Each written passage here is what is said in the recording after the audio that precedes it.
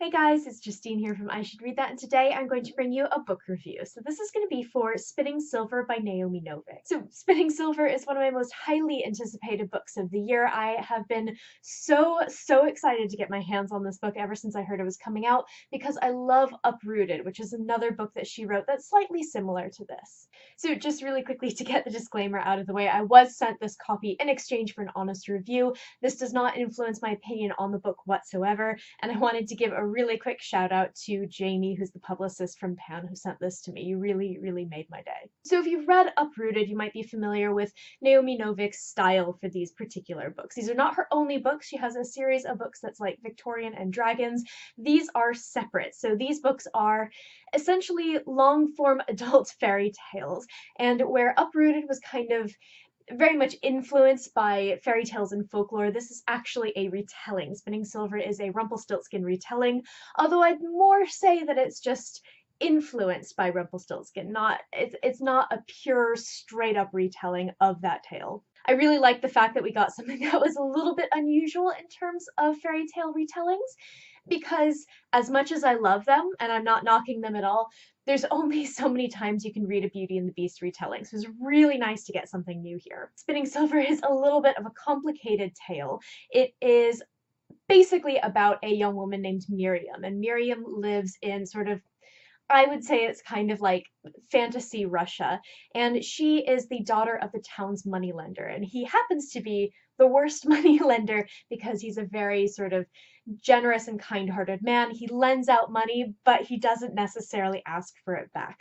So Miriam and her family are starving. She one day is just completely fed up with having to live like this. Her mother is actually dying, and she decides to take over her father's business. So she goes out and she demands that all of the money that the villagers have borrowed from her family is returned with interest. And she essentially turns this business around and becomes incredibly successful, much to the chagrin of the villagers and her family, who think she's incredibly cold-hearted. She is in fact so good at this business that rumors begin to fly around that she can turn silver into gold, which of course captures the interest of the Starryet King, who is sort of the Fae King who lives in the Forbidden Woods. And the tale just kind of goes from there. I feel like that's such a small portion of what this book is actually about. It's a very complex and complicated tale. It has lots and lots of different characters, and it actually has 6 point of view characters, which I think might be a record. So because there are so many different points of view and so many characters and so many storylines that have to come together, I feel like there was really an opportunity here for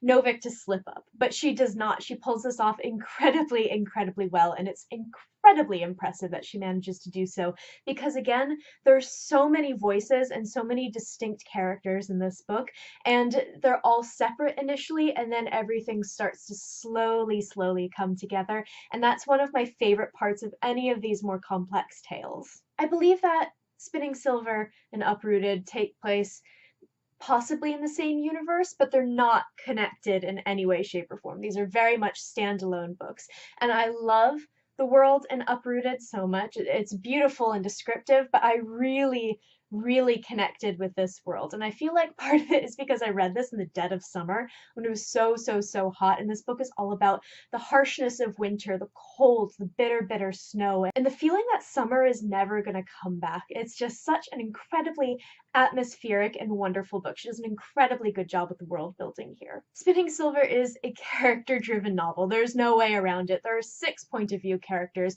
One of those, of course, is Miriam. I'd say she's definitely the strongest and sort of most present of these characters, and she's just fantastic. I feel like she really nailed the characterization of Miriam in this book. She's someone who I think is a little bit unusual because I wouldn't say that she's like deeply flawed or anything. She's actually someone who I think would fit in quite well in a modern context. She's incredibly stubborn, and she's headstrong, and she is incredibly good at business and at maths, and she just doesn't fit in this setting at all, despite being really good at what she does. If she was a male child, of course, she would have been praised for being able to bring back her father's business and sort of turning her life around. One of the things that really adds to her characterization, which again could have sort of shifted the story off kilter is the fact that she is Jewish in a time where there was rampant anti-Semitism. That's one of the reasons that her family is so disliked.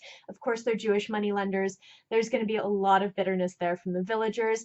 And the anti-Semitism that she has to face is fairly subtle. It could have been a lot more sort of a hammer over the head, but the way that she deals with it and sort of her awareness of it, I think really adds a lot to her story, to the atmosphere, to her family's story. I love that this book has this cold-hearted woman. She's always described as cold-hearted, just like I'm doing now, and she doesn't have to change. She stays this way, and I really struggle to tell whether or not we're supposed to like the fact that she's sort of this very hard-hearted person, but I love it. Like, I love her so much. I thought that she was just an incredibly well-written and incredibly strong woman. She's the exact kind of strong female character that I love so much. She doesn't go around kicking ass and taking names. She has this kind of inner strength, and she's just a wonderful, wonderful character. Of course, she's not the only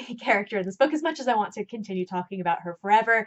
There are other women in particular in this book that are just wonderfully done. So we have Wanda, who's sort of the peasant girl who's in this terrible family situation. She's in an abusive household with an alcoholic father. She has an older brother, I believe, and a younger brother she has to kind of take care of. Her mother's passed away.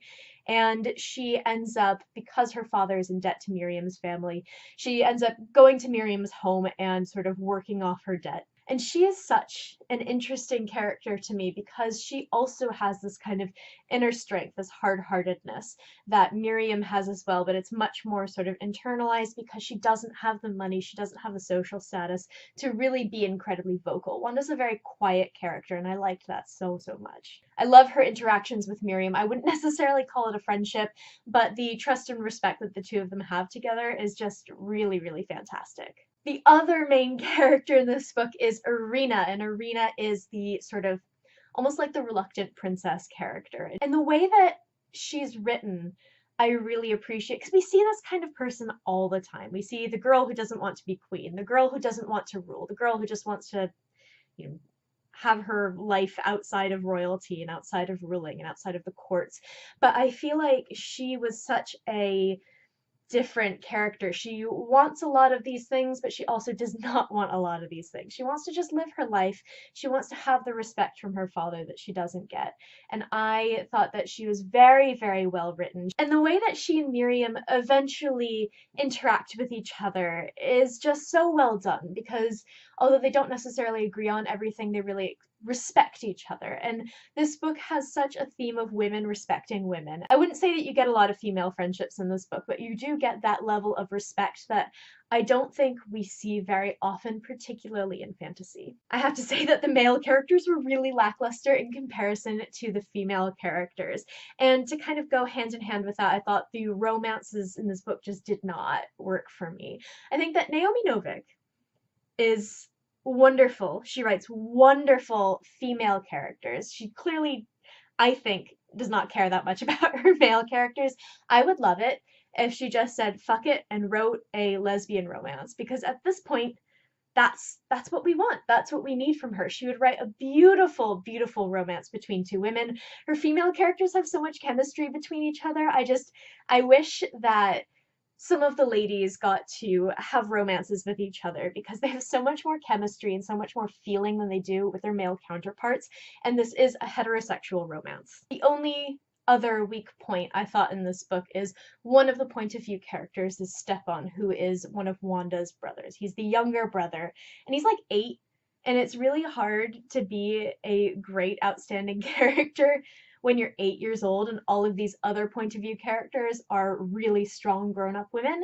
So I kind of felt like we could have just cut him out of the story. It wouldn't have really made a difference. It would have made it a little bit shorter. It was a bit slow sort of in the middle of this book, and I feel like if you just trimmed him out, just make it all about the women, would have been great. So I really, really enjoyed Spinning Silver. I ended up giving this 4 out of 5 stars. I love Uprooted so much. I really do. It's one of my favorite books, but I do think that Spinning Silver is the better book. So if you liked Uprooted, you will probably enjoy this. But if you didn't like Uprooted, I would highly recommend giving this a try because, again, I do think it's a more interesting plot and more interesting women and possibly a better romance as well. Also, if you like Catherine Arden's Baron the Nightingale and The Girl in the Tower, I really think you're going to like this.